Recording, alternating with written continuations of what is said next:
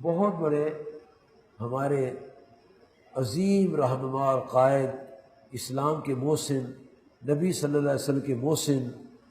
جہاد کے محسن، زکوٰۃ کے محسن، قرآن پاک کے محسن،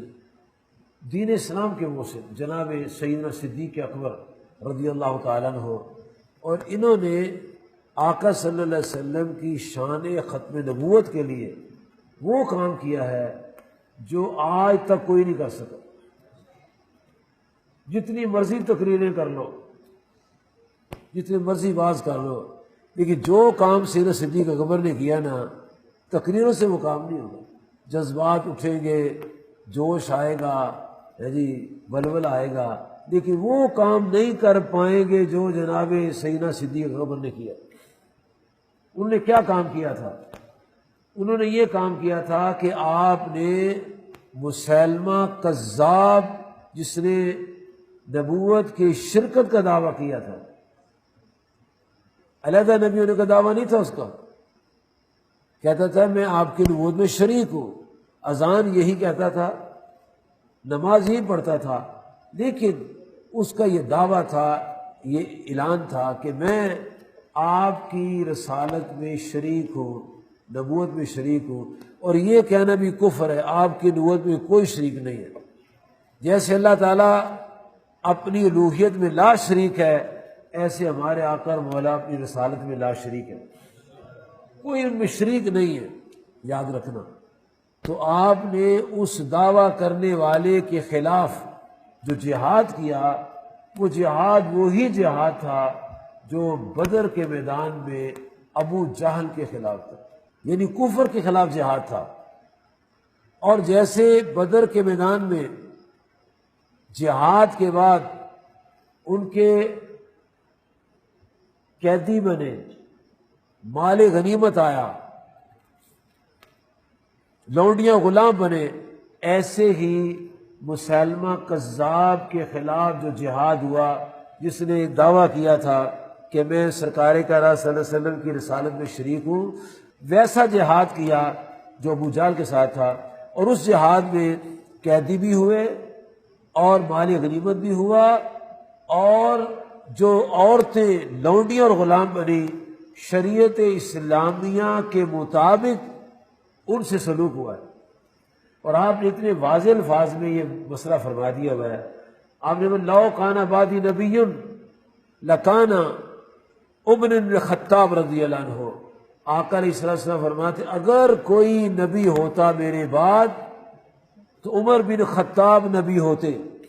اور اگر میرا بیٹا ابراہیم علیہ السلام زندہ ہوتے تو وہ نبی ہوتے۔ اور جب غزوہ تبوک کے موقع پر سرکار کائنات صلی اللہ علیہ وسلم نے جناب علی کرم اللہ تعالی وجہ الکریم کو اپنا خلیفہ مقرر کیا، تو کسی نے کہا علی تو بچوں کے پاس چھوڑ کر جا رہے ہیں، عورتوں کے پاس چھوڑ کر جا رہے ہیں، یعنی ان کو کوشش کی کہ ہائپر ہو جائے، جذباتی ہو جائے۔ آپ یہ باتیں سن کر رونے لگے تو سرکار کائنات صلی اللہ علیہ وسلم نے فرمایا علی پریشان لگتے ہو،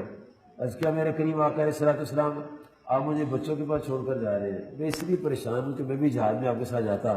تو میں بھی اپنے محبت کا اظہار کرتا۔ فرمایا علی سنو، میں تجھے مدینہ منورہ میں ایسے چھوڑ کر جا رہا ہوں خلیفہ بنا کے، جیسے جب موسیٰ علیہ السلام طور پر گئے تھے، انہوں نے اپنے بھائی ہارون علیہ السلام کو اپنا خلیفہ مقرر کیا تھا، میں تجھے ویسے ہی خلیفہ مقرر کر جا رہا ہوں، لیکن لا نبی آبادی، لا نبی آبادی، لیکن میرے بعد نبی کوئی نہیں ہوگا۔ دروازہ بند کر دیا ہے۔ تو جتنے بھی بزرگ و ثواب ہیں وہ اس لیے ہیں کہ ہم آقا صلی اللہ علیہ وسلم کو آخری نبی مانتے ہیں، اور جو آپ کو آخری نبی مانتا ہے اس کا اعتقاف بھی قبول ہے، حج بھی قبول ہے، زکوٰۃ بھی قبول ہے، نماز بھی قبول ہے، روزہ بھی